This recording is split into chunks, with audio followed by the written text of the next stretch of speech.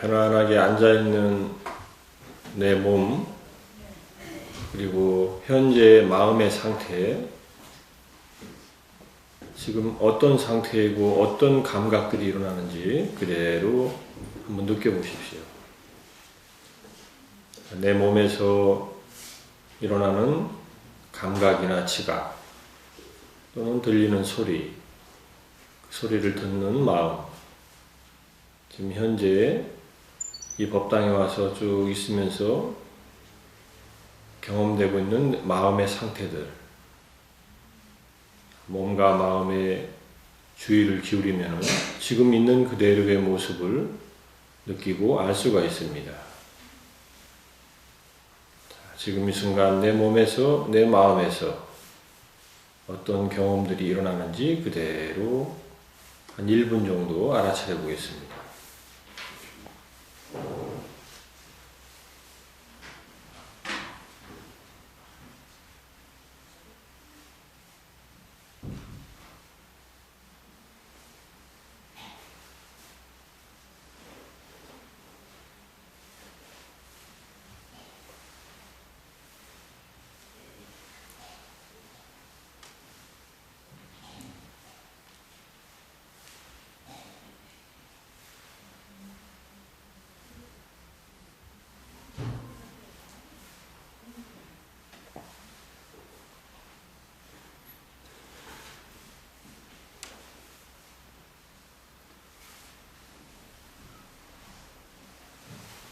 자, 그리고 다음 한 1분 정도는 들이마시고 내쉬는 호흡에 내 몸에서 일어나는 감각적 경험이 뒤따릅니다. 자, 코끝에 숨을 들이마실 때 공기가 스치고 지나가는 피부의 감각이 있고, 그 다음에 숨을 내쉴 때 나오는 공기가 날숨에서 부딪히는 피부의 지점에 감각이 있습니다. 편안하게 공기의 흐름에 따라서 피부에서 느껴지는 감각을 그대로 한 1분 정도 느끼면서 편안하게 호흡을 해봅니다.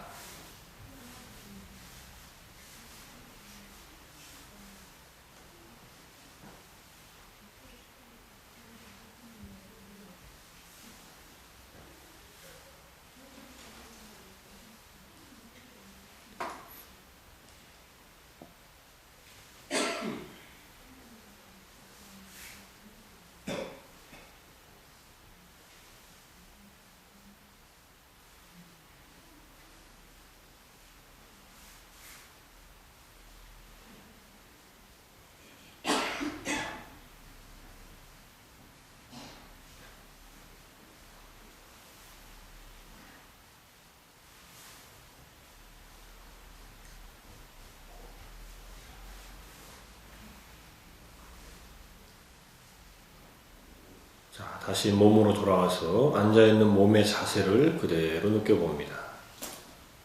지금 내 몸이 여기에 이렇게 앉아있구나. 몸의 자세를 그대로 느껴보고, 그리고 몸에서 일어나는 감각을 그대로 또 느껴봅니다.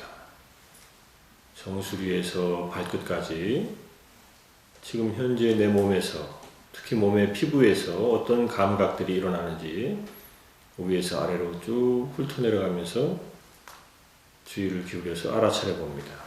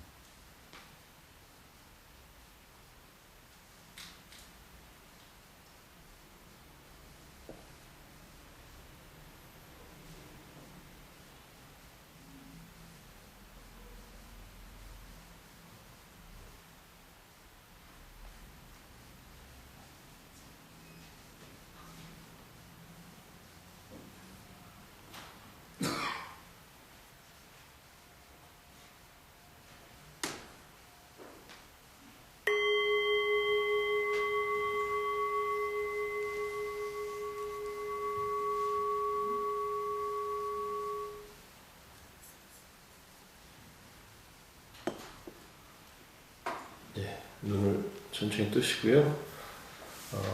명상은 오후에 또 점심 공양하시고 또 좀 길게 할 예정이기 때문에 짧게 했습니다. 자연명상은 그때 더 연습을 하겠습니다. 오늘은 초기불교 산책 네 번째 공부 시간인데 책으로 보면은 1권의 48쪽에서 52쪽까지 내용을 이렇게 정리를 해봤습니다. 정리하면서 또 제가 그동안 책에는 안 실려 있지만은 조금 같이 공부했으면 좋겠다는 내용을 조금 추가를 했으니까요. 한번 보시고요. 글씨가 조금 큼지막하게 했는데 잘 보이시나 모르겠네요. 지난 시간에 부처님께서 6년간 고행을 하시고 나서 고행으로는 이게 깨달음이 오는 게 아니구나 하는 것을 자각을 하시고 고행을 그만두셨다고 얘기를 했습니다.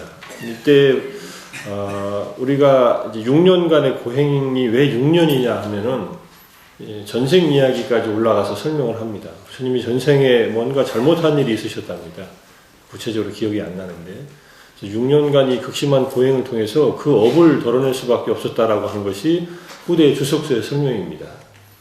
그래서 우리에게 일어나는 여러 가지 어려운 일들이 물론 지금 내가 만들어서 겪는 일들도 있지만은 과거에 지은 업들의 소멸에 의해서 일어나는 일들도 많이 있다는 것을 그 전체적인 이 인과의 과정을 보면은 분명하게 드러나는데 우리가 그것이 다 안 보이니까 지금 눈앞에 일어나는 일들의 어떤 고통만을 생각하는데 이 석가모니 부처님의 6년 고행은 다른 모든 부처님들의 고행보다 훨씬 긴 시간을 고생을 하셨다고 합니다.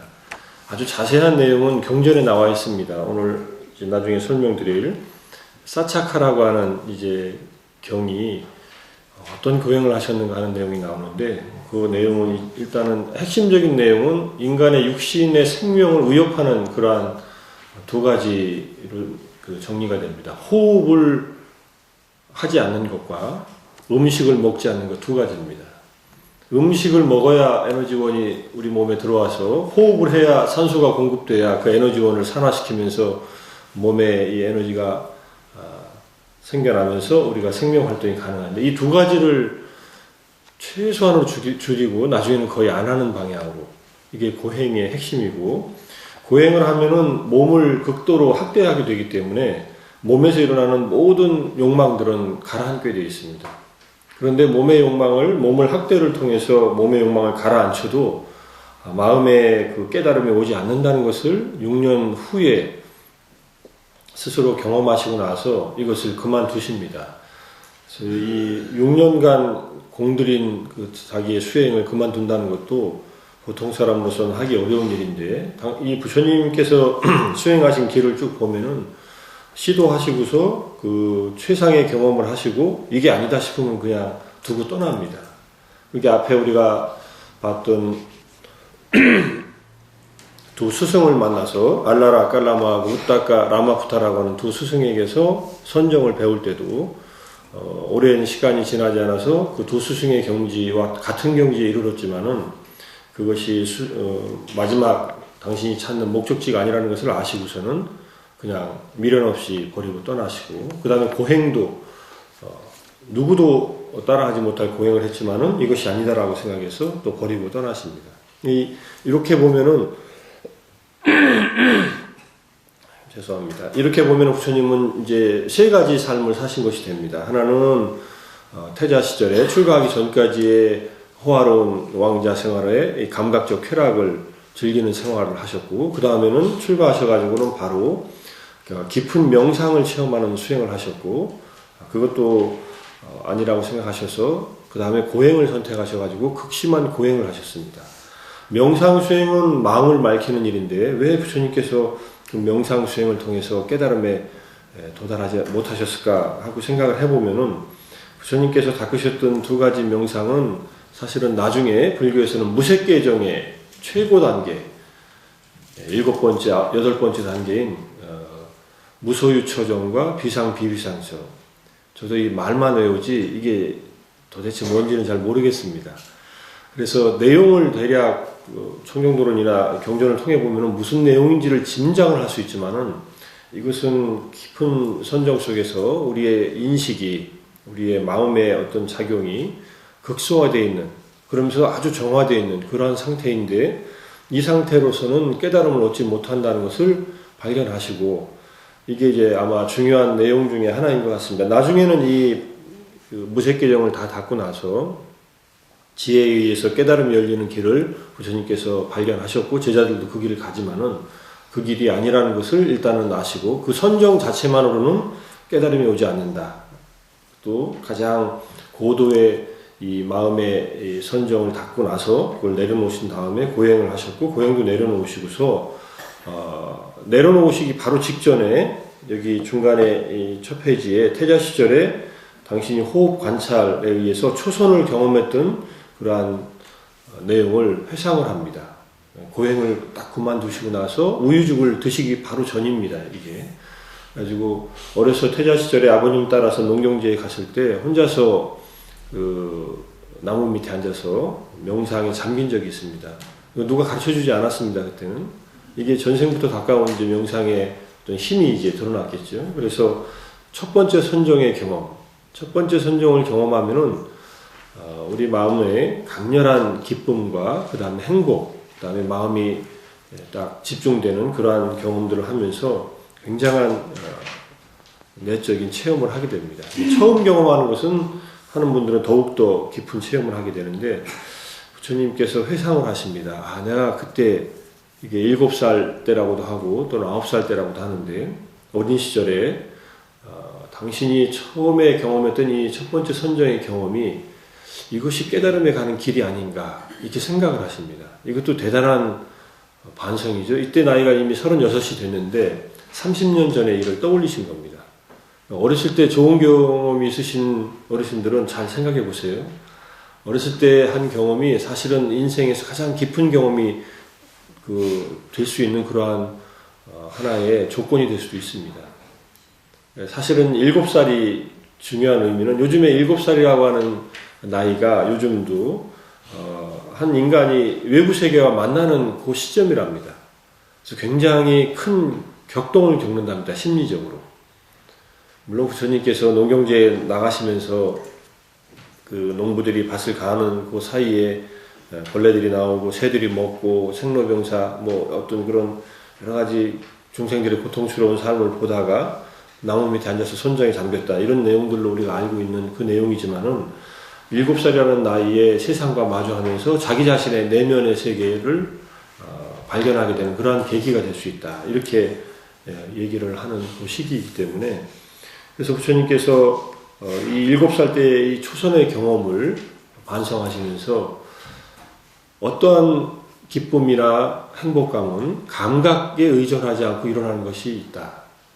보통 우리는 눈으로 아름다운 것을 보고, 귀로 좋은 소리를 듣고, 맛있는 것을 먹고, 좋은 냄새를 맡고, 좋은 감촉을 느낄 때 기쁨, 쾌락이 일어나는데, 부처님께서 반성하시기를 그러지 않은 기쁨과 행복이 있다면은 이것은 나에게 해롭지 않은 것일 것이다, 이런 반성을 합니다.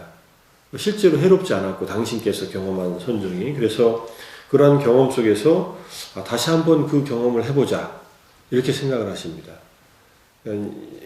사실은 한 30년 동안 이렇게 다른 일을 하시다가 어렸을 때의 경험으로 다시 돌아와서 사실은 수행을 다시 시작하셨다, 이렇게 볼 수 있습니다.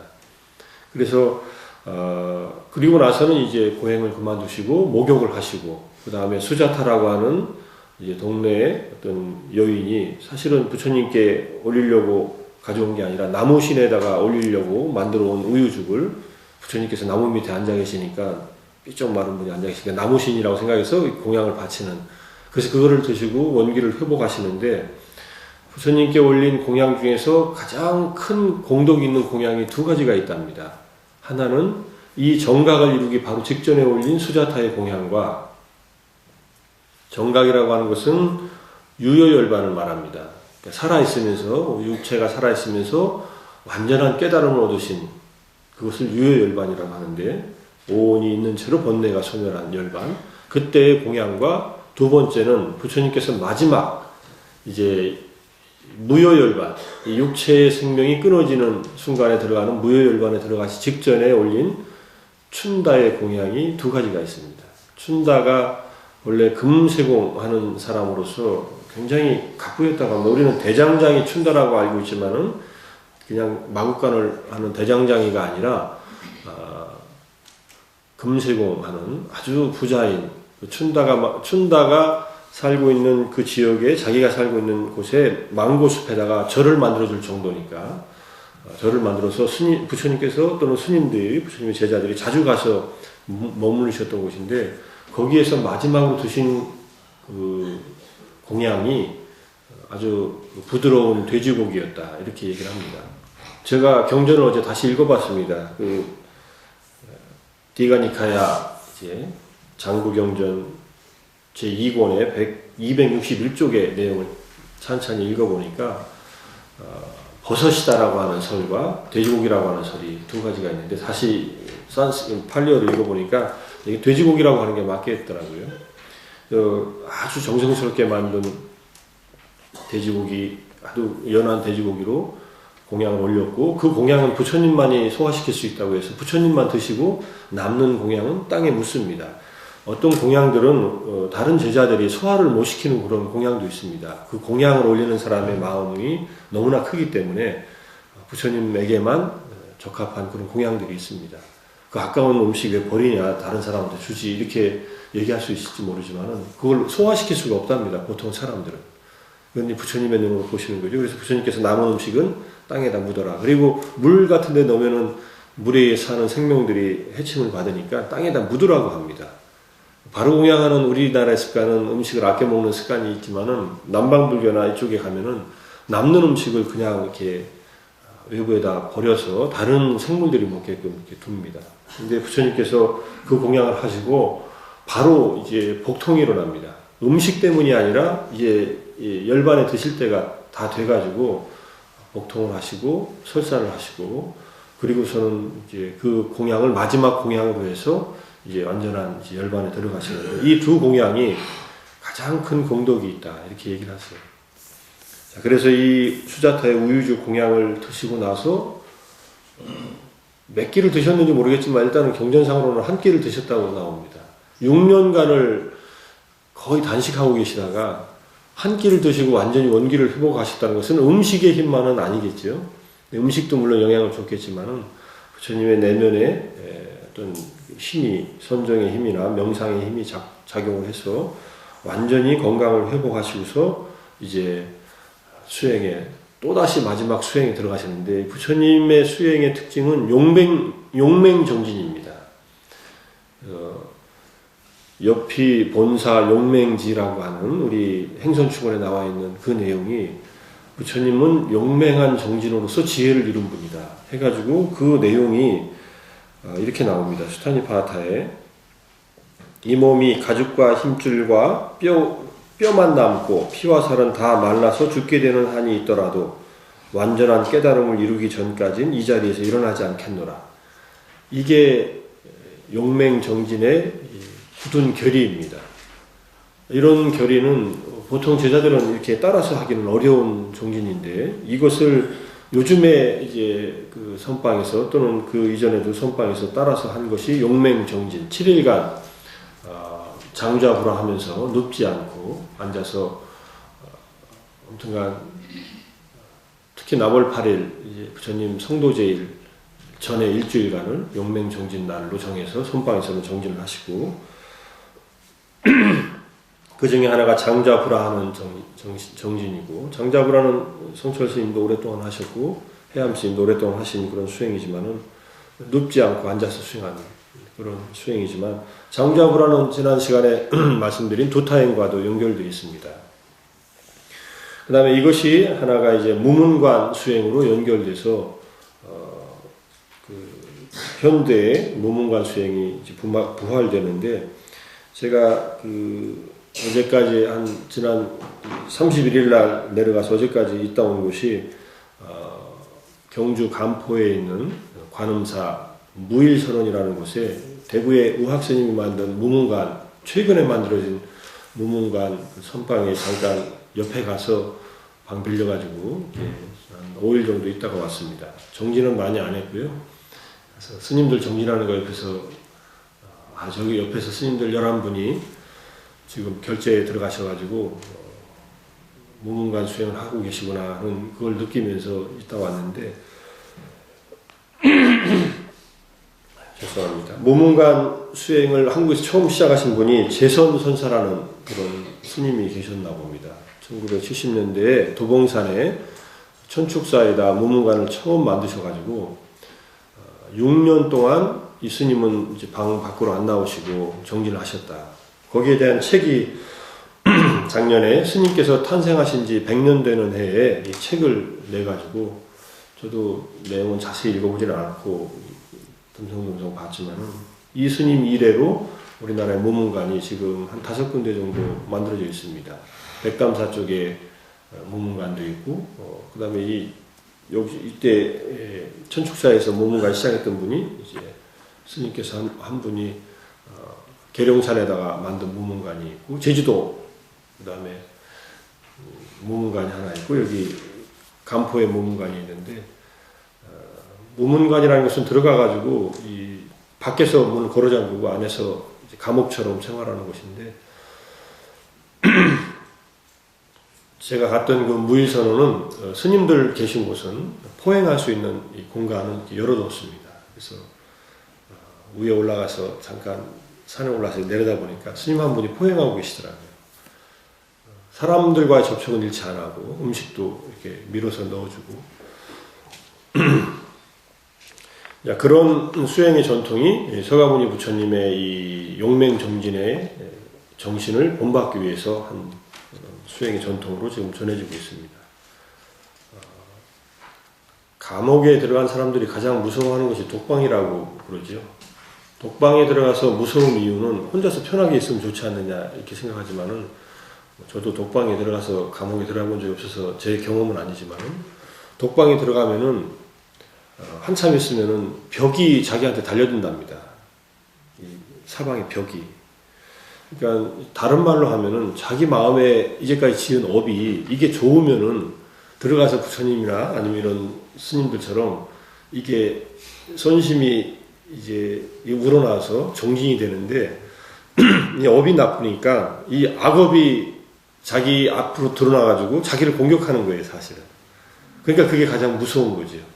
자기 마음속에 있는 이것은 피할 길도 없고, 잠을 자도 피할 길이 없고, 눈을 떠도 피할 길이 없고 하니까, 그러니까 가장 무서워하는 것이 독방이다 이렇게 얘기를 하는데, 그걸 자진해서 들어가는 것이 무문관이니까 아마 한 며칠만이라도 혼자서 방에 이렇게 밥 넣어줘서 따뜻한 방에 있어서 고마운 것 같지만, 한번 들어가 보시면은 이게 혼자 있는다는 게 얼마나 힘든 일인가 하는 것을 느끼실 수 있을 겁니다. 저도 한 5일간 무문관 생활 하려고 그러다가 그냥 공양간 가서 밥 먹겠다고 하고, 사실 일주일간 들어가서 있으려고 그랬는데 그게 안 돼가지고, 그리고 또 와서 밥 먹으라고 또 이렇게 얘기를 해서 밥 먹고 산에 산책도 하고 바닷가에 가서 갈매기들하고 놀기도 하고, 그래서 간포 전체를 무문관으로 삼아서 있다 왔는데 이제 시간 되시면은 가시는 곳은 얼마든지, 거기는 제가자들을 위해서 공개된 무문관은 제가 알기로는 거기밖에 없는 것으로 알고 있는데, 일주일 단위로 이렇게 가서 정진할 수 있답니다. 돈은 하루에 2만원씩만 내시면 된다 그래요. 한 달에 60만원 내고 지금 3달씩 이렇게 계신 분도 있으니까. 근데 뭐 정진은 자기식으로 해도 되고요. 그래서 너무 어렵게는 하지 않는데도 어쨌든 부처님께서 이러한 용맹정진의 결의로서 이제 앉습니다. 그래서 그리고 나서는 시간이 며칠 걸렸다라는 말은 없는데, 그렇게 오랜 시간이 지나지 않아서 완전한 깨달음을 얻으시는데, 그 앞쪽에 밑에 보시면 수식관 수행의 보편성과 중요성이라고 이렇게 말씀을 해놓은 이유가, 부처님께서 그 초선에 들은 수행 방법이 수식관입니다. 수식관 할 때 우리는 보통 수를 헤아리는 것을 수식관이라고 하는데, 그것은 수식관의 한 방법이고, 원래는 아나파나사티 해가지고 숨을 따라서 관찰하는 겁니다. 아까 잠깐 우리가 1분간 코끝에 공기가 흐르는 공기가 부딪힐 때 이 피부에 감각이 있거든요. 숨을 들여 마실 때는 차가운 공기가 부딪히고, 숨이 나올 때는 따뜻한 공기가 부딪혀서 피부의 감각이 다릅니다. 이것을 집중을 하면은 마음이 고도로 집중을 이루게 됩니다. 한 지점에 딱 고정돼가지고. 이 연습을 근데 한 3일 정도만 쭉 하시면은 분명하게 잡힙니다. 이 코끝에 그 피부의 감각이 선명하게 나타나서 마음이 딱 집중되는 것을 느낄 수가 있습니다. 보통은 3일 정도만 하시면 돼요. 3일을 몇 시간 해야 되느냐? 하루에 한 10시간 정도씩 3일 정도. 그러니 어려우신 것 같지만은 하시면은 대부분 분들이 경험을 합니다. 요즘에 이제 한국에도 수식관 수행하는 방법들을 가르치는 곳이 여러 군데 있는데, 저는 이런 방식으로 하는 수식관을 고행카 위파사나 수행처에 가서 이제 코끝에 집중하는 수행을 한 3일간 먼저 한 적이 있습니다. 그래서 3일간을 했더니 아주 선명하게, 크기가 굉장히 뭐 옛날 이론짜리 동전보다 더 작게 이렇게 딱 잡힙니다. 코끝이. 감각이 잡힙니다. 그래서 딱 잡힌 다음에, 그 다음에는 마치 이제 서치라이트를 아주 좁게 비춰가지고 레이저 광선보다 조금 넓지만은 코끝에다 딱 갖다 대는 듯한 그런 느낌으로 마음이 집중되고 나서 그 집중된 마음의 힘을 이제 온 몸을 관찰하는 쪽으로 이렇게 돌려서 내 몸을 탐색하게 하고 몸의 감각을 보게 하는데, 이 수식관 수행이 어려운 얘기를 부처님께서, 수식관은 하면 할수록 대상이 더 고요해지고 미세해지기 때문에 점점점 보통 다른 명상들은 대상이 더 선명하게 드러나는데, 부정관을 해도 그렇고 다른 뭐 자해관도 그렇고 대상이 더 분명하고 선명해져서 집중하기가 좋아지는데, 수식관만큼은 대상이 더 고요해지고 마음도 고요해지고 미세해져서 놓쳐버리기 쉽다. 그래서 마음 챙김이 더 강화돼야 되고 지혜가 생겨나지 않으면 수식관은 더 이어지기가 어렵다. 이런 말씀을 하시면서 부처님과 벽지불들, 연각 부처님, 그 다음에 부처님의 직제자들과 대장부들이 이 주의를 기울여서 수행하는 영역이 수식관이다. 이렇게 설명이 되어 있습니다. 이것은 이제 청정도론의 제8장에 자세하게 나와 있는데, 수식관을 요즘도 간화선하는 이제 수행하는 분들도 수식관을 기본적인 방법으로 해서 정신을 좀 안정시키고 집중한 다음에 화두를 두는 수행을 하시는데, 사실 수식관을 깊게 하기 위해서는 굉장히 좋은 환경에서 또 좋은 스승의 지도를 받아가면서 연습을 하셔야만 수식관 수행의 어떤 효과를 올릴 수 있는 점도 있습니다. 그런데 또 이게 또 가장 보편적이어서 가장 부작용이 없는 수행법이기도 합니다. 그러니까 누구나 수행할 수 있고, 특히 어린아이들한테 수식관을 시키는 것은 굉장히 효과적일 수 있습니다. 어린아이들한테는 수를 세는 수식관을 시킵니다. 하나부터 8까지 세라. 하나부터 또는 10까지 세라. 수를 세는 방법은 5 이상의 수, 10 이하의 수를 세라. 이렇게 나옵니다. 수를 한정없이 세는 게 아니라 하나부터 100, 1000, 만 이렇게 세는 게 아니라 하나부터 10까지 세고 다시 하나로 내려서 또 10까지 세고, 또는 하나부터 10까지 세고 10부터 하나로 내려오고, 이거 순서는 관계없지만은 5에서 10 사이의 수를 세면서 숫자를 넘기지 않고 계속 반복하면은, 하나부터 10까지 세는 수를 한 5번만 끊어지지 않고 반복하면은 이게 집중을 이루게 되겠습니다. 천천히. 그래서 아이들에게는 이 수를 세는 수식관이 가장 수월하면서 집중을 이루게 할 수 있고, 마음이 집중되기 시작하면은 마음이 안정되기 시작합니다. 그리고 힘이 생기고 마음에. 그러면 이제 그 힘으로 공부를 하든 뭐 다른 것을 하든 하면 좋은데, 이제 집에 돌아가실 수도 아이들 계신 분들, 손주나 누구한테 수식관 해봐라, 좋다더라 이렇게 얘기한다고 해서 아이들이 하지 않습니다. 너네도 좋으니까 해봐라 하면은 아이들은 그게 왜 좋은지를 부모들이 스스로가 경험하고서 그 힘을 얻고 있어야 아이들이 엄마가 아빠가 좀 달라졌네 하면서 뭐가 달라졌을까 하고서 궁금해하면 그때 말해주면 효과가 있지, 너네 공부 잘하는데 명상해봐 이러면은요 아이들이 못 따라합니다. 그래서 자식들한테 명상을 시키고 싶은 분들은 몸소 먼저 해볼 것 이렇게 얘기를 합니다.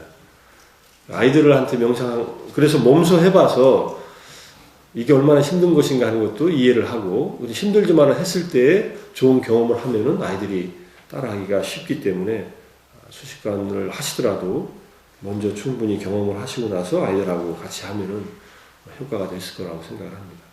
어쨌든 부처님께서 수식관을 통해 가지고 사선정을 이루십니다. 이때 수식관은 부처님께서 하신 수식관은 호흡의 관찰을 통해서 삼매를 이루는 방법입니다. 호흡은 두 가지 길로 같이 갑니다. 우리 불교 수행의 핵심적인 길은 삼매를 얻는 길과 지혜를 얻는 길 두 가지가 있습니다. 삼매를 얻어야 지혜를 얻는다고 해서 삼매를 바탕으로 해서 지혜를 얻는데, 기본적으로 부처님께서는 삼매, 그러니까 아나파나사티 사마디라고 하는 이 방법으로 가십니다. 삼매를 얻고 나서 그 다음에 지혜가 얻어지는데, 우리가 호흡을 관찰할 때 두 가지 방법이 있습니다. 하나는 코끝에 공기의 흐름만을 보는 방법이 있습니다. 그럼 공기가 들어갔다 나갔다는 것을 보면서 그 공기의 흐름이 점점 빛으로 보이게 되는, 빛으로 경험되는 경험을 하게 됩니다. 여기에 이제 그것을 이제 전문적인 말로 니미따라고 하는 말이 얘기가 되는데, 어떤 모양이 여기서 형성됩니다. 빛과 같은 모양 또는 뭐 아주 솜털과 같이 부드러운 모양이 눈앞에, 이 코앞에서 나타나게 되고, 공기가 들어갔다 나갔다 하는 게 아니라 빛이 들어갔다 나갔다 하는 그런 경험을 하게 됩니다. 실제로 지금 우리가 숨을 쉬면서 빛이 들어갔다 나갔다 하는지는 모르겠지만은, 마음이 집중되면은 빛의 흐름으로서 공기가 보이기 시작하는데, 이것은 이제 삼매를 이루는 수식관입니다. 니미따라가 보이고, 니미따라고 하는 형상이 보이고, 그 다음에 삼매를 이루게 되는 방법과, 조금 전에 잠시 연습했던 방법은 공기가 흐를 때에 피부의 감각이 일어납니다. 그 감각을 관찰하는 것은 윗바사나를 하는 수식관입니다. 수식관을 통해서 몸의 감각을 관찰합니다. 몸의 감각은 고정되어 있지 않고 계속 자극에 의해서 변하기 때문에 이 변화하는 몸의 감각을 보게 됩니다.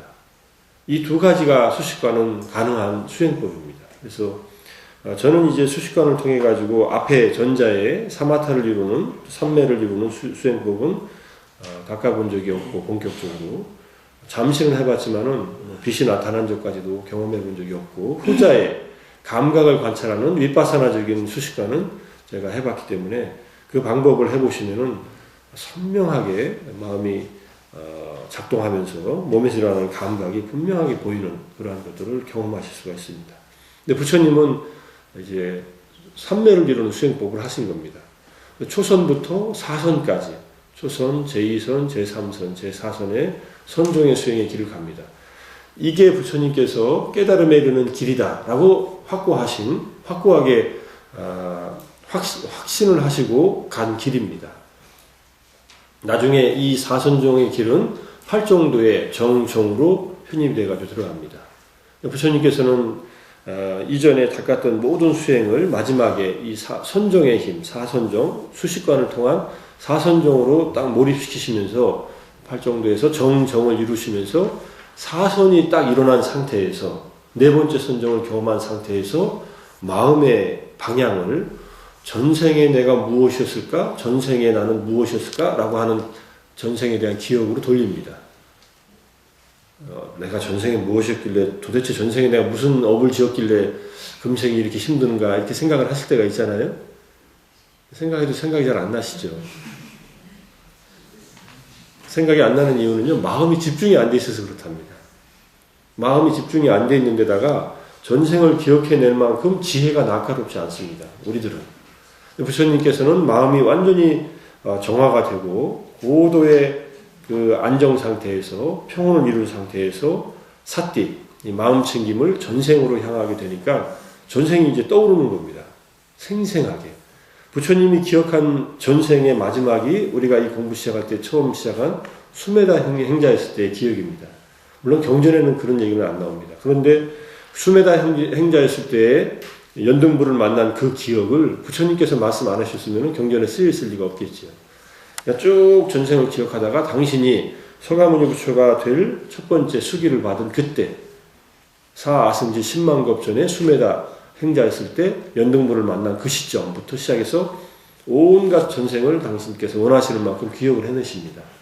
숙명통을 하더라도 이 선정의 깊이에 따라서 기억해내는 전생의 이 길이가 다릅니다. 똑같은 숙명통이 아닙니다, 사실은.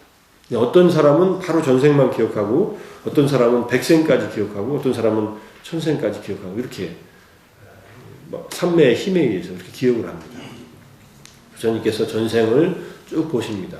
전생이 보이면은 기분이 좋을까요? 나쁠까요? 아, 내가 전생에 그런 꼬라지였구나. 전생에 저 인간이 나한테 그렇게 못된 짓을 해서 내가 저 인간이 이렇게 믿구나. 이런 생각이 날 수도 있겠지만은, 아, 내가 전생에 이런 존재여서 지금 현생에 이렇구나 하는 것을 이해하면서 지혜가 생긴다면은 굉장히 마음이 안정될 수 있을 겁니다. 이게 자기 전생을 쭉 본 얘기고요. 그 다음에 이게 초저녁 6시에서 10시 사이에 일어난 깨달음입니다. 첫 번째 깨달음이에요. 전생을 보는 이 지혜는.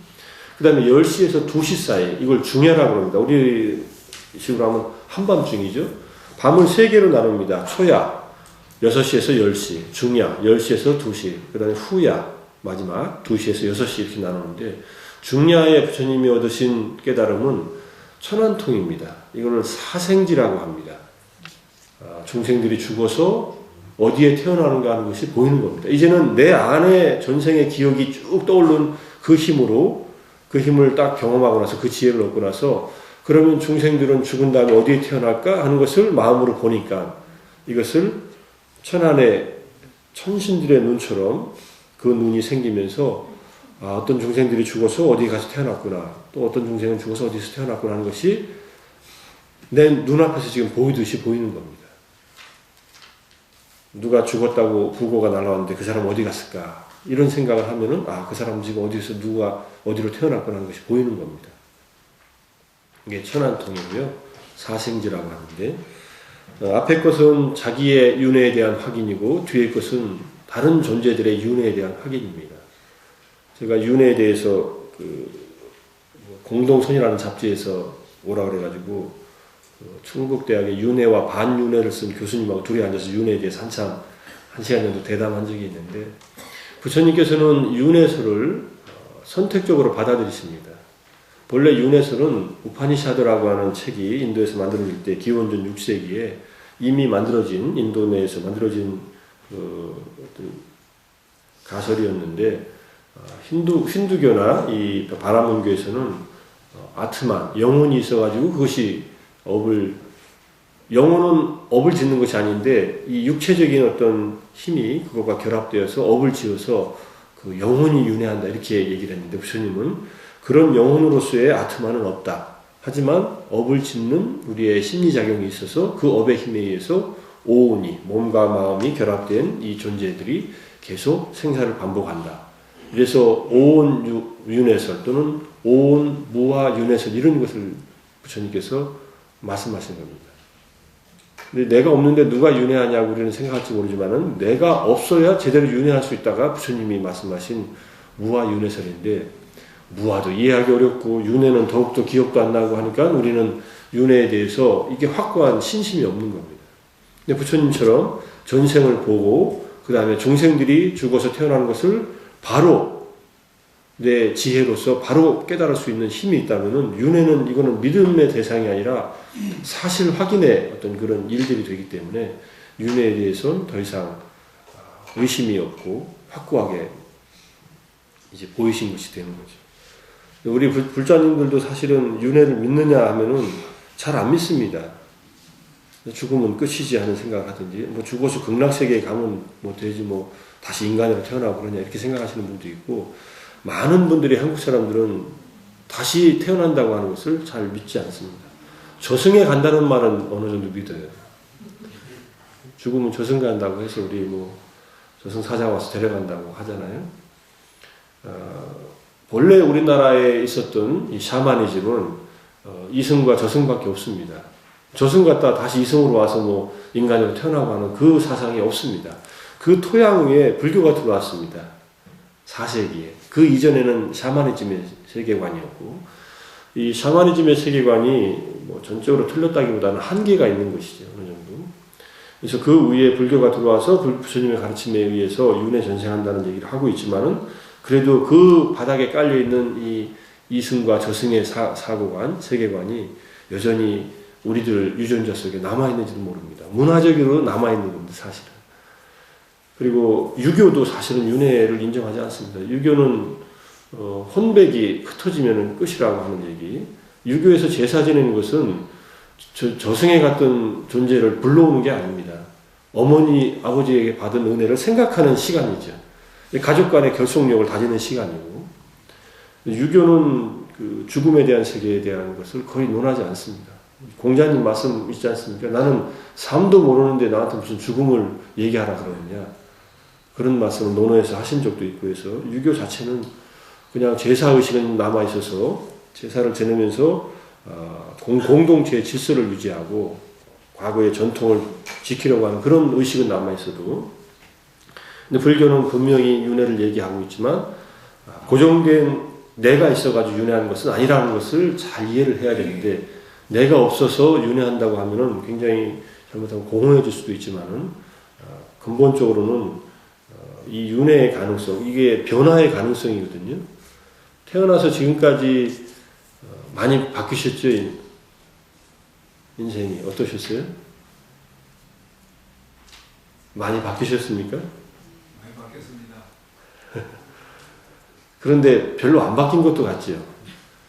그 옛날에 초등학교, 중학교 동창들 만나면은 이게 오래간만에 몇십 년 만에 만나도 쟤는 옛날 모습 그대로네 하는 그런 모습들이 남아있지요. 그러면 나한테도 그런 모습이 남아있지 않겠습니까? 근데 가만히 보면, 자기도 가만히 보면은 별로 그렇게 바뀌지 않는 면이 있습니다. 나이가 먹어서 여러 가지 외적인 조건들은 바뀌지요. 그죠? 모습도 바뀌고, 뭐 이것저것 바뀌는데, 마음의 어떤 그 성격, 이것을 우리가 말하는 뭐 자기 업의 어떤 혼수된 힘이라고 할 수 있는데, 그것은 쉽게 바뀌는 것이 아닙니다. 사실. 조금씩 노력해야 조금씩 좋아지고, 노력을 안 하고 점점 방치해두면 더 나빠지고, 이런 것은 있어도 기본 성향은 잘 안 바뀝니다. 사람이. 3살 버릇 80까지 간다고 하는 말도 아마 그런 속담의 반영이라고 할 수 있는데, 어쨌든 윤회하면서도 우리는 이 바뀌지 않는 내면에 잘 바뀌지 않는 그런 성향이 있다. 자기 습관의 힘. 이것은 사실은 아라한이 돼도 잘 바뀌지 않습니다. 아라한은 아라한이 되기 전까지의 습기. 이거 습기를 이제 와사나라고 쓰는데, 잠재되어 있는 어떤 성향을 말합니다. 이것을 아라한이 돼도 완전히 바뀌지는 않습니다. 근데 그 습기가 번뇌로서의 습기가 아닌 어떤 성향으로서의 그 습기가 남아있어서, 이것이 완전히 제거된 분은 부처님밖에 없다, 이렇게 얘기를 합니다. 그러니까 내 성향이 안 바뀌었다고 너무 이렇게 섭섭해하지 마시고, 이런 성향이 오래 가는구나, 이게 성불해야, 완전히 붓다가 돼야 이게 바뀌는구나, 이렇게 생각을 하시고 습기를 좋게 쓸 생각을 하시는 게 훨씬 더 우리 인생이 더 좋을 수도 있겠습니다. 그래서 어쨌든 숙명통과 이 천안통을 통해서 윤회를 확인하시고, 마지막에 후야, 새벽 2시에서 6시, 이때가 이제 새벽에 이제 샛별이 뜰 때죠. 샛별이 뜰 때, 샛별을 보시고서 성불하셨다고 하는 얘기가 나온 배경인데, 누진통이 3가지 번뇌, 여기서 써놓은 욕망의 번뇌, 존재의 번뇌, 어리석음의 번뇌라고 하는 이 번뇌가 마지막에 끊어집니다. 윤회에 대한 확고한 경험을 지혜로서 하시고, 그 다음에 감각적 욕망이 완전히 떨어져 나가고, 그 다음에 존재에 대한 욕망, 이때 존재에 대한 욕망이 바로 우리가 선정 수행을 통해서 얻어진 마음의 좋은 어떤 고귀한 상태에 대한 집착의 욕망이 다 떨어져 나갔다, 이렇게 보시면 됩니다. 색계나 무색계의 좋은 천상의 세계에 태어나고자 하는 욕망도 다 내려놔 버려요. 그게 다 떨어지고 나서 마지막에 떨어진 것이 무지입니다. 무명, 어리석음. 이 자기의 실체에 대한 잘못된 견해들이 다 떨어져 나가고, 사성제에 대한 올바른 체험이 딱 일어났을 때가 이 무지에 대한, 무지라는 번뇌가, 윤회의 뿌리에 해당하는 이 번뇌가 완전히 뽑혔다. 윤회는 2가지 힘으로 일어난다고 합니다. 무명의 뿌리를 두고 갈망의 힘에 의해서 일어난다고 합니다. 가래는 이제 나중에 이제 자세히 배울 고집열도에서 괴로움의 발생 원인에 해당하는 3가지 가래, 감각적 욕망, 존재에 대한 가래, 비존재에 대한 가래, 3가지가 있다고 하는 그 가래인데, 이 갈망과 함께 이 무명이 완전히 사라지면서 부처님께서 완전한 이제 아라한이 되는 순간 붓다가 되었다, 이렇게 얘기를 합니다. 이게 누진통이라고 하고요. 그 다음에 이 세 가지 번뇌를 이제 다른 경전에서는 수타니파타에 보시면은 송도시에 항복받은 10가지 번뇌, 마군이라고 나옵니다. 악마의 군대 해가지고 10가지가 우리 때에도 자주 일어나는 건데 한번 보면요. 첫 번째는 감각적 쾌락. 이거는 욕망의 번뇌에 해당하니까 어렵지 않고요. 두 번째는 불쾌감입니다. 불쾌감이라고 하는 것은 내 욕망이 이루어지지 않았을 때 생겨나는 불쾌한 마음입니다. 또는 질투 같은 마음에 의해서 남이 잘 됐을 때 일어나는 불쾌감 같은 것입니다. 지금 추우시면은 아무래도 심리적으로 좀 불쾌감 같은 게 일어날 수 있죠. 몸이 굳어지고 막 그러면은 진즉 불을 떼놓지 이렇게 보편할 때 이렇게 춥나 이렇게 생각하실 수도 있잖아요. 그런 불쾌감입니다. 그 다음에 세 번째는 배고픔과 목마름. 부처님이 6년간 경험하신 겁니다. 배고프고 목마르고 춥고 배고프고 뭐 이런 거지만은 배고프고 목마른 것은 생명을 직접 위협하는 그러한 마군이라 얘기를 합니다. 그다음 네 번째는 갈망하는 거. 가래, 뭐 갈망, 감각적 쾌락도 갈망이 하나지만 보다 넓은 의미의 갈망. 다섯 번째는 혼침과 졸음에 빠지는 것. 여섯 번째는 공포입니다.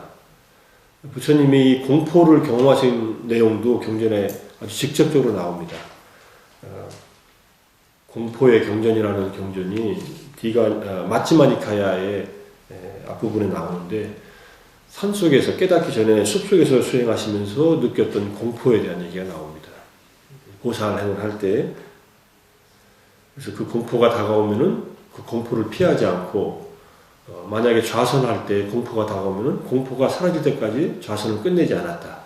또는 걸을 때 공포가 느껴지면은 공포가 사라지기 전까지 걸음을 멈추지 않았다. 부처님의 이 용맹 정진의 힘은 아주 직면하는 그런 정진입니다. 어떤 문제가 나타나도 피하지 않고 대결을 합니다. 근데 이 직면은 우리들이 막 직면하면 안 됩니다. 우리는 공포가 나타나면요 좀 피해야 될 때도 있습니다. 저는 전화를 해가지고 지금 나 힘들다 이렇게 피해야 될 때도 있고 또는 경전을 보면서 또는 연부를 하면서 또는 절을 하면서 마음에 너무 힘든 것을 지금의 힘이 그것을 이겨낼 수 없을 때는 피하는 게 좋습니다. 부처님도 끝장 정진을 하셨는데 나도 이 끝장 내야지. 내가 힘이 아직 그렇게 부족한데 이렇게 달려들었다가는 굉장히 어려움에 어제 읽은 경전 중에 하나는 정신 이상이 생길 수도 있다 이렇게 얘기를 합니다. 굉장히 힘들어질 수도 있기 때문에 자기의 내면의 힘에 이 성숙된 힘의 강도를 잘 보면서 나타나는 이러한 번뇌들을 상대하라 이렇게 얘기가 나옵니다.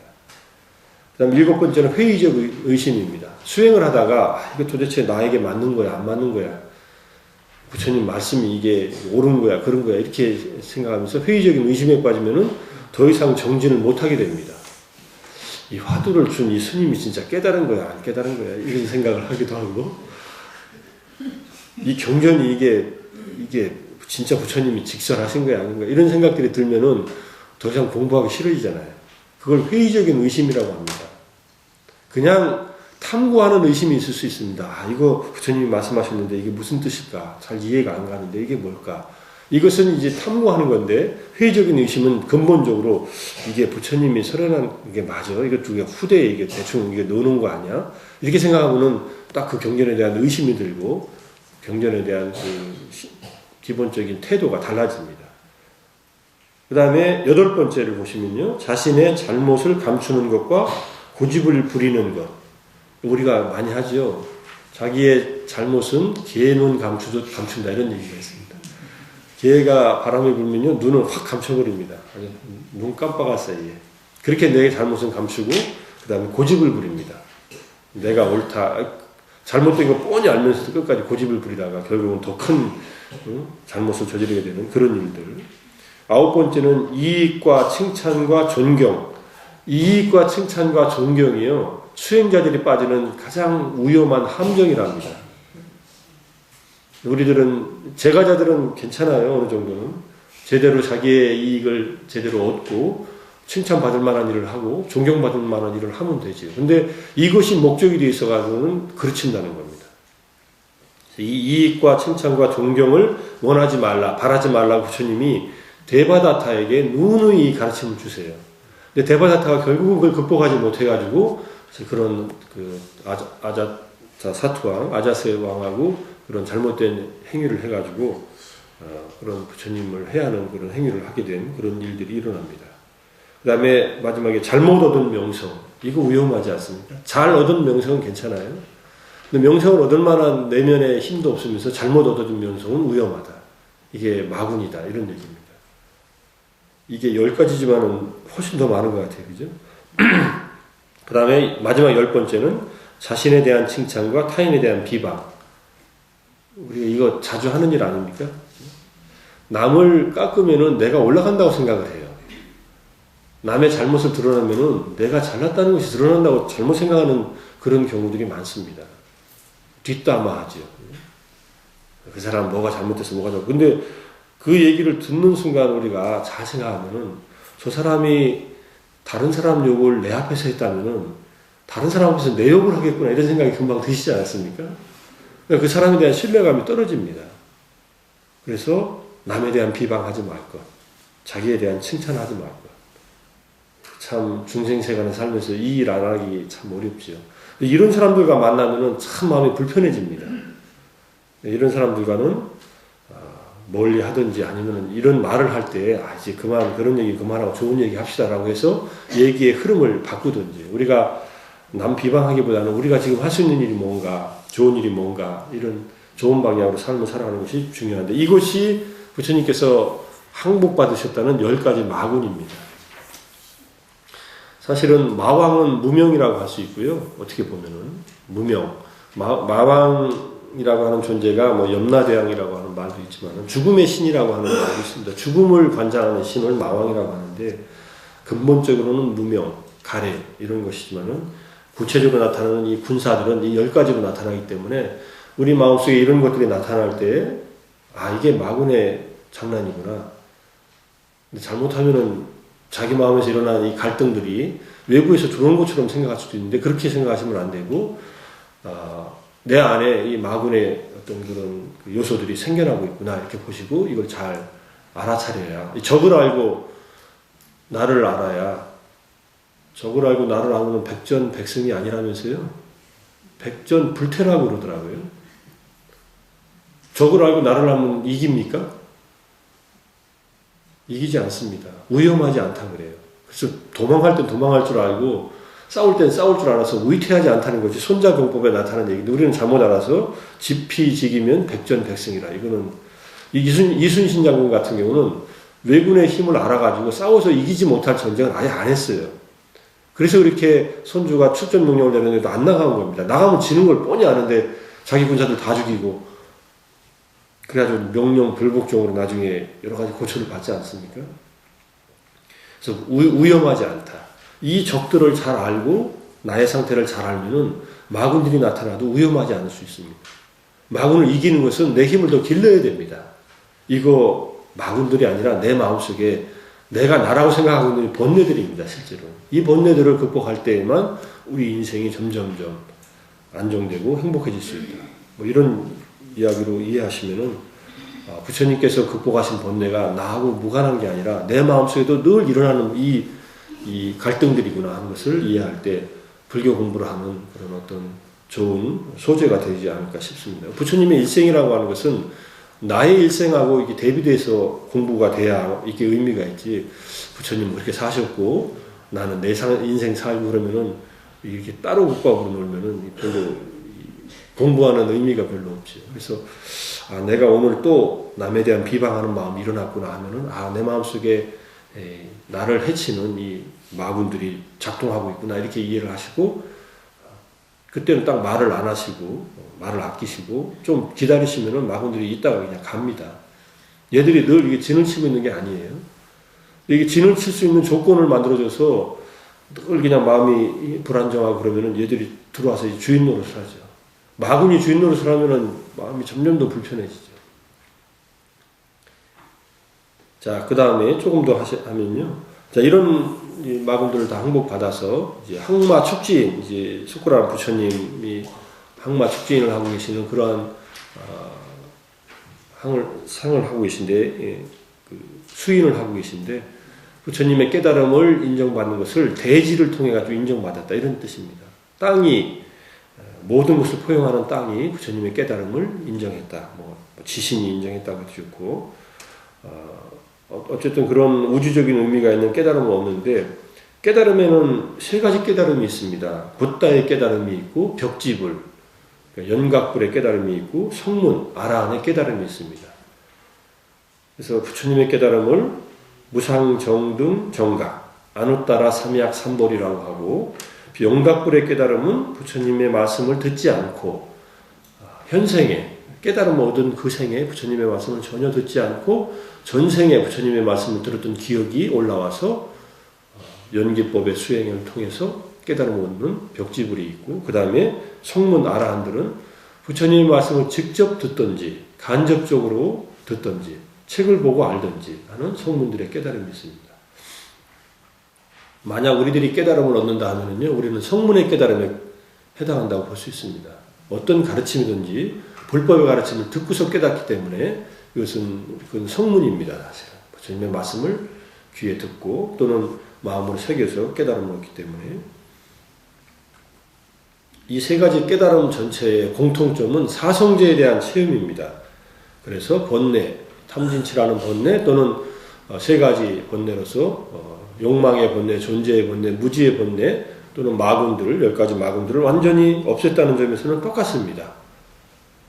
이걸 잘 이해를 하셔야 돼요. 성문 아라한의 깨달음과 벽지불의 깨달음과 붓다의 깨달음 다 그런 면에서 같은데 차이가 있다면은 교화 능력의 차이가 있다 이렇게 보시면 돼요. 이거를 후득지라고도 합니다. 나중에 얻어진 지혜라고 해서 일종의 신통력 비슷한 겁니다. 그러니까 숙명통을 했다고 하지만은 타심통을 하고 타심통을 성문의 제자들도 타심통을 합니다. 다른 사람들의 마음이 훤하게 보이는데 타심통을 하고 나서 부처님의 타심통과 성문 아라한의 타심통이 다른 이유는 부처님의 타심통은 그 사람의 마음의 현재에 움직이는 것과 함께 그 사람의 습기, 잠재된 번뇌와 그 다음에 그 사람의 근기라고 하는 말의 정확한 뜻은 오근의 성숙 정동입니다. 5가지 마음의 능력, 우리가 지난 시간에 배운 신, 정진, 염정해, 믿음, 노력, 마음챙김, 그 다음에 선정, 그 다음에 지혜, 이 5가지 마음의 기능이 어느 정도 성숙되어 있나 하는 것을 부처님께서는 그 제자들의 마음을 보시면 분명히 안다는 겁니다. 그래서 믿음이 강한 제자다 하면은 믿음이 강한 그 제자에 맞는 가르침을 주십니다. 그 다음에 노력을 많이 하는 사람이다. 그럼 노력을 많이 하는, 노력이 출중한 거기에 맞는 수행법을 주세요. 마음 챙김, 마음 집중, 지혜, 어떤 것이든지 그 능력에 맞는 어떤 가르침을 주시는 이 힘은 부처님에게 밖에 없다. 성문 제자들은 마음은 보는데 그 제자들에게 상대방에게 가장 적절한 가르침을 주는 능력은 결여되어 있다. 이것이 부처님과 성문 제자와 다른 그런 지혜의 한 측면입니다. 그래서 교화 능력에서 차이가 있다고 하는 점을 이해를 해야 성문 아라한과 붓다의 차이점을 알 수가 있습니다. 그래서 저는 이제 부처님 이후로, 서가모니 부처님 이후로 지금 열반하신 지 2557년째인가요? 불기 2557년이니까 그 이후로 저는 이 부처님과 같은 이런 깨달음을 얻은 무상 정동 정각을 얻은 제자들은 없었다라고 저는 생각을 합니다. 근데 있었다라고 생각하시는 분들도 많이 계세요. 지금도 있을 수 있다라고 생각하시는 분들도 계시고, 근데 적어도 초기 불교를 공부하는 맥락에서 일단 정리를 하자면은 부처님이 살아계시는 동안에 부처님의 가르침이 남아있는 동안에 새로운 부처님이 나타날 필요도 없고 나타날 수도 없다 이렇게 얘기를 합니다. 한 부처님의 가르침이 남아있는 동안에. 그래서 미륵불이 나타날 때는 어떤 때에 나타나냐면 서가모니 부처님의 가르침이 다 잊혀졌을 때, 더 이상 부처님의 가르침이 세상에서 잊혀져 있을 때 다시 미륵불이 오셔가지고 부처님의 가르침을 새롭게 이어주는 그런 역할을 하는 분이 부처님들이지, 부처님이 이렇게 겹쳐서 나타나지 않는다 이렇게 얘기를 합니다. 근데 이건 대승불교에 가서 완전히 바뀝니다.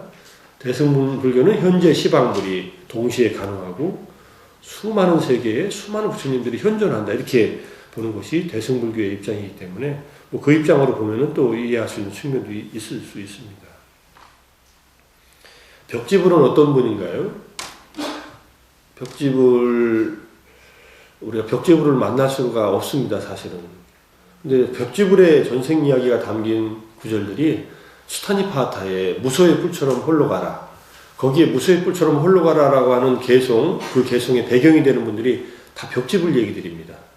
벽지불들은 부처님이 없는 세상에, 부처님이 안 계신 세상에 태어나서 혼자 수행을 해서 깨닫고 법을 설하지 않고 혼자서 열반에 드는 분들이에요. 그럼 벽지불들은 왜 법을 설하지 않을까요? 잘 생각해 보시면 우리들의 그 경험으로도 생각해 보면 알 수 있습니다. 우리가 어떤 상황, 어떤 일들을 깨달을 때 누구에게 그 배움이 없이 깨달으면은 누구에게 그걸 전달해 주는 데에도 굉장히 취약한 면을 알 수 있습니다. 자기가 뭔가의 지도를 받아서 이렇게 경험을 해가지고 그것을 갖다가 스스로 나중에 이제 경험을 하면은 그 지도받은 내용에 자기 경험을 또 보태가지고 남들에게 설명해 줄 수 있는 그런 논리들이 생기는데 혼자서 뭘 하다가 뭘 이뤘습니다. 그러면은 그 체계가 잘 안 잡혀 있기 때문에 또는 자기 경험을 언어화시키는데 어떤 그런 능숙함이 없기 때문에 법을 그걸 전달할 때 있어서 경험을 통해서 전달할 수는 있는데 쉽지 않은 경우가 있을 수 있습니다. 그래서 이 부처님들은 침묵의 부처님이라고 합니다. 벽지불들이 세상에 태어나면은 당신 혼자 수행하시고 그냥 열반에 드십니다. 이제 벽지불의 깨달음이 성문 아라한보다 더 높다고 그럽니다. 깨달음의 경지가. 벽지불은 이제 앞으로 나타날 벽지불이 있다면은 예컨대 아자세왕 같은 아자타 사투왕 같은 경우가 부처님 회상에서 법을 들어서 그 선근으로 아버지를 죽인 오욕죄를 저질렀지만은 그 오욕죄를 저지른 그것 때문에 지옥에 가서 지옥의 고통을 받고 부처님의 법을 들은 선업에 의해서 그 선업이 부처님 열반하신 뒤에 다시 태어나서 그 선업이 이제 싹이 틀 때 벽지불의 깨달음을 얻는다 이렇게 얘기를 합니다. 전생에 들었던 법의 인연이 일어나는 거예요. 이렇게 보면은 악인들한테 아주 천인공노할 악행을 저지른 사람한테도 법을 전해줘야 되는 그런 이유가 여기 있습니다. 그러면 그 들은 법이 악행에 대한 과보를 받고 난 뒤에 무르익을 수 있다.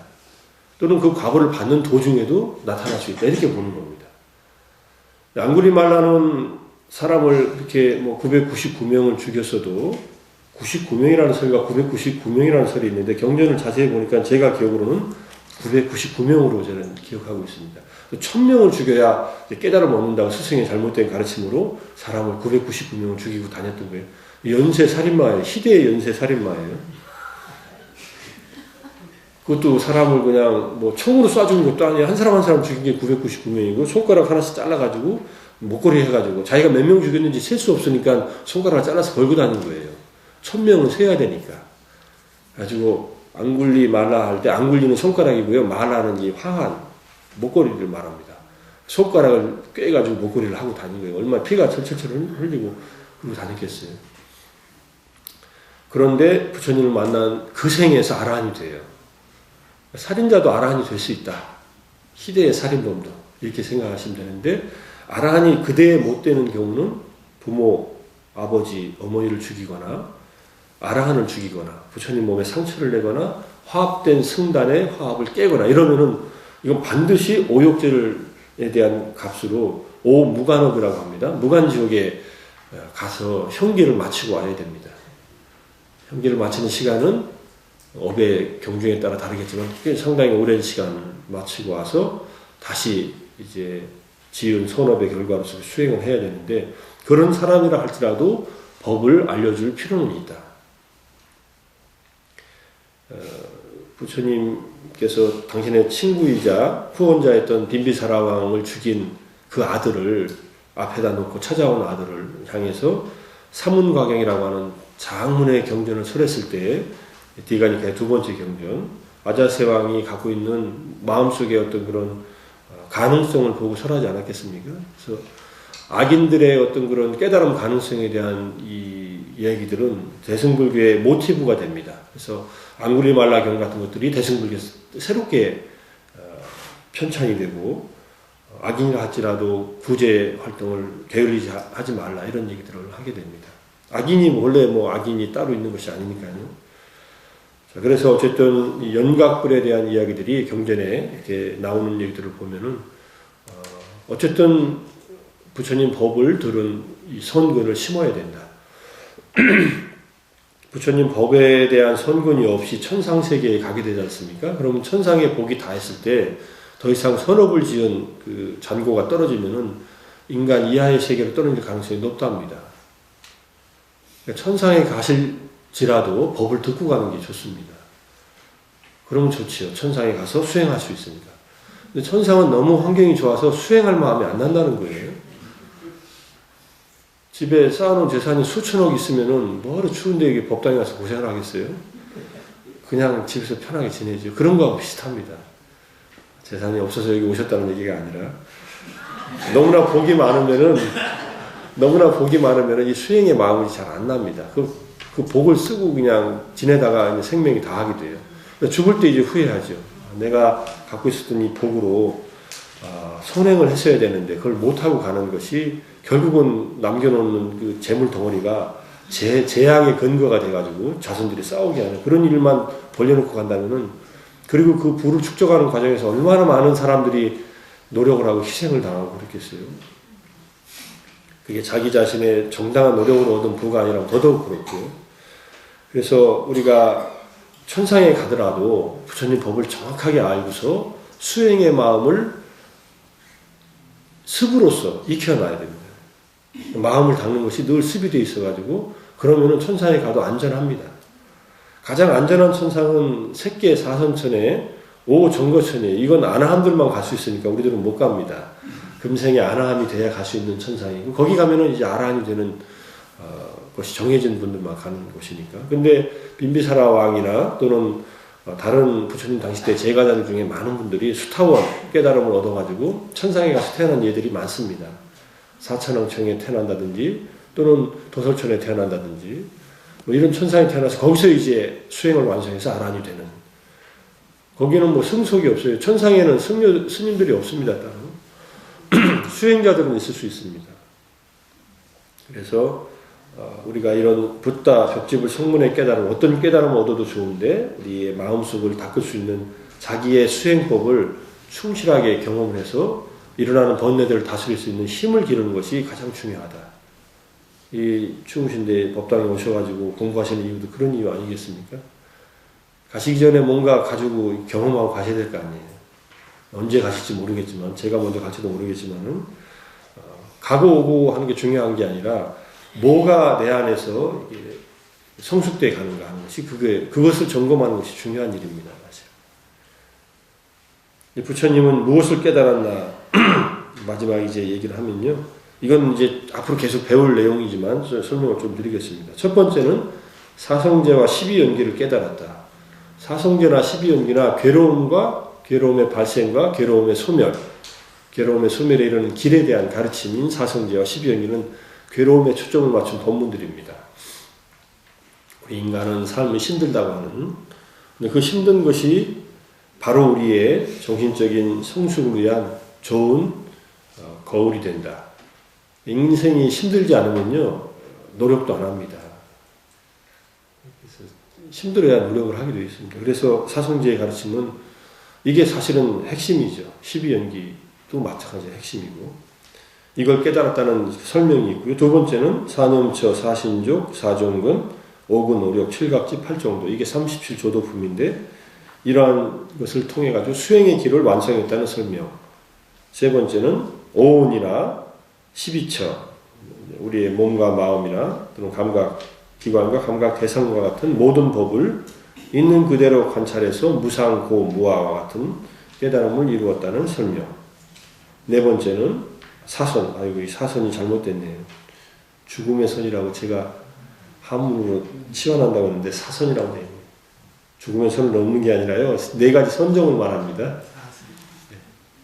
네 가지 선정의 사선. 죄송합니다. 나중에 수정을 할게요. 아까 깨달음을 얻기 전에 부처님께서 이 호흡 관찰, 수식관을 통해서 아나파나사티를 통해서 사선정을 이루었다가 할 때 그 네 가지 선정과 그 다음에 삼명, 숙명통, 천안통, 누진통을 체득에 의해서 깨달음을 이뤘다는 설명, 이런 네 가지의 큰 범주가 나오는데 이것들이 다른 얘기가 아니라 대기설법, 부처님께서는 듣는 분들이 어떤 법문을 들어야 자기들 깨달음에 도움이 되나 하는 그 초점에 맞춰가지고 법을 설하셨기 때문에 당신이 깨달음을 자랑하려고 한 얘기가 아니라 중생들의 깨달음이 필요한 부분을 촉발시켜주기 위해서 다양한 각도에서 법을 설했다. 그래서 깨달음은 이 모든 것을 통틀어서 수행법을 완성해서 우리의 오온과 12처의 우상고무화를 체득함으로써 사성제에 대한 열반을 체득하고 12연계에서 무명을 깨트림으로써 궁극적인 삼명, 육통 이런 번뇌를 소멸하고 윤회를 확인하는 이러한 깨달음을 얻었다라고 보는 것이 전체적으로 깨달음의 전체 내용이라고 볼 수 있습니다. 그래서 나는 경전에서 이것이 깨달음의 내용이라고 하는데 이건 부처님의 깨달음이라고 하더라 이렇게만 얘기하시지 말고 이 전체 이 범주를 부처님께서는 깨달음의 내용으로 삼으시고 필요에 따라 중생들에게 제자들에게 여러 가지 방법으로 가르침을 주셨다.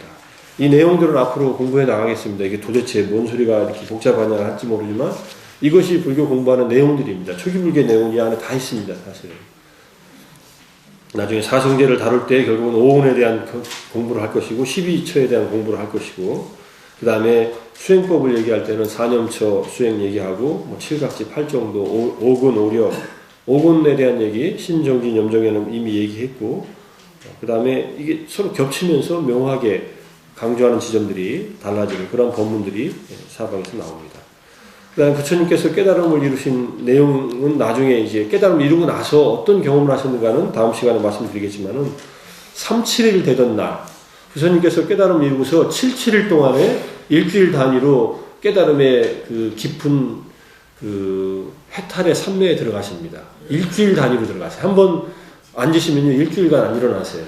그리고 해탈의 즐거움을 즐기세요.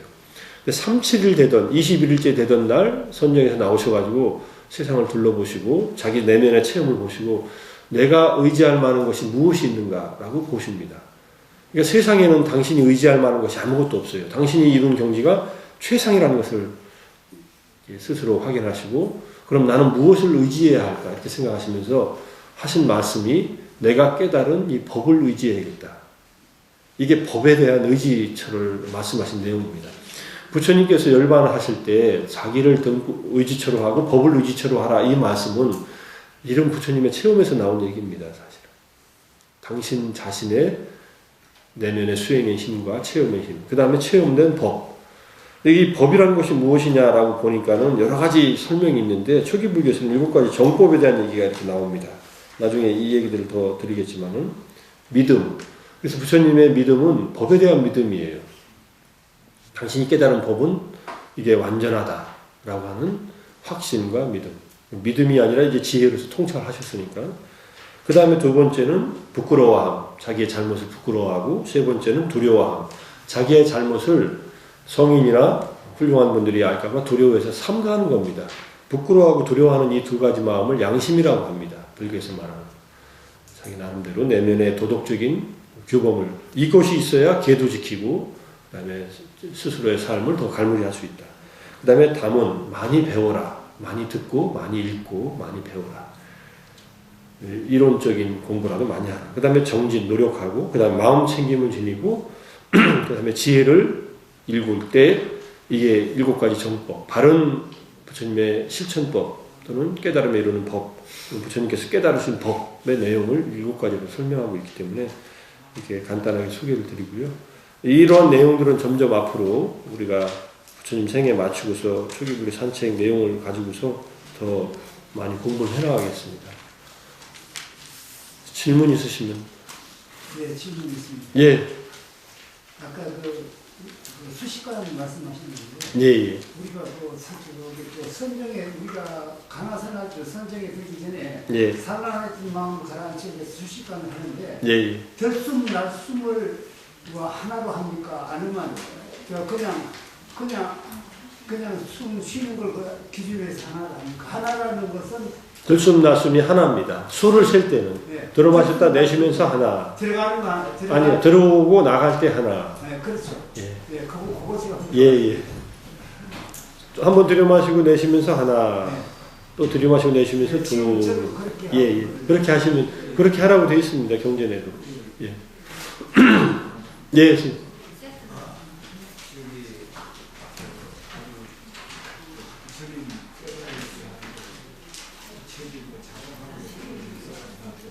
예.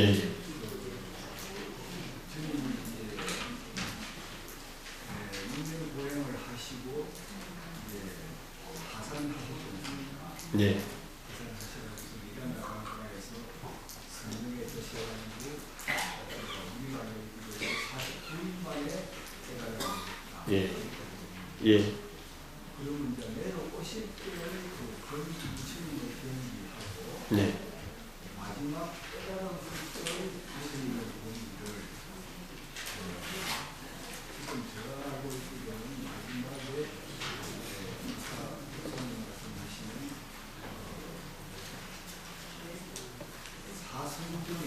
사성경의 최상 경기에서 깨달으십니다. 예. 그러니까 이제 사성경기는 세계 사성 아닙니까? 네. 그러니까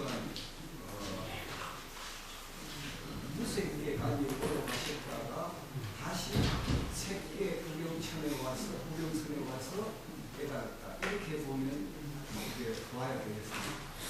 네. 예. 그 설명을 드리면 제가 뭐 경전에 있는 대로의 내용을 말씀드리면 일단 부처님께서 고행을 하시고 그 설산에서 내려오셨다고 되어 있는데 사실은 설산에 가시지 않았습니다. 고행하실 때도. 거기 니련서나 근처에 우르벨라라고 하는 그 동네에서 고행을 하시고 그 동네에 있는 강가에 나오셔가지고 목욕을 하시고 그 다음에 보리수화에 가셨어요. 다 그게 그 같은 지역입니다. 사실은. 그래서 하산하신 게 아니라 내려오실 산이 있는 게 아니라 그냥 숲에서 명상을 하시고 우르벨라의 고행님과 그 니련서나의 그 장소에서 하셨고요. 그 다음에 부처님께서 내려오실 때의 경지와 그 다음에 깨달음을 얻기 전의 경지가 어떻냐라고 하셨는데 고행을 하실 때는 선정 체험은 깊게 안 하신 걸로 알고 있습니다. 고행의 경험으로 정진의 힘이 굉장히 강화되어 있었던 것은 사실인데 그러니까는 고행을 그만두시고 초선의 경험을 했던 태자 시절의 경험을 떠올리시고 그 다음에 다시 이제 선정 수행 이제 호흡 수식관을 하시면서 아나파나사티를 하시면서 선정의 경험을 하셔서 사선정까지 가셨다는 얘기밖에 경전에 안 나옵니다.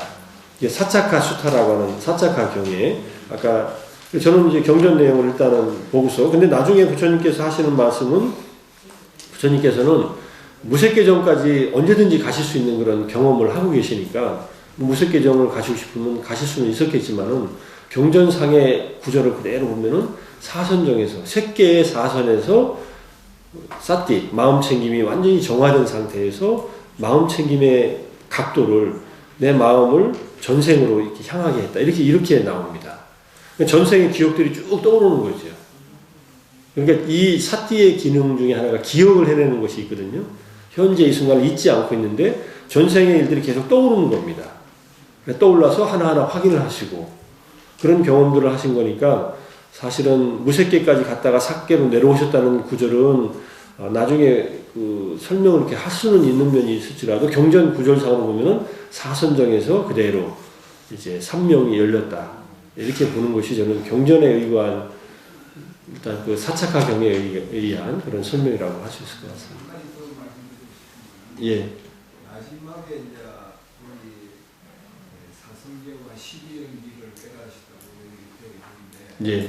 또 다른 물론은 중도를 깨달았다. 예, 예. 대성 속에서 하는 얘기입니다. 예. 그게 됐습니다.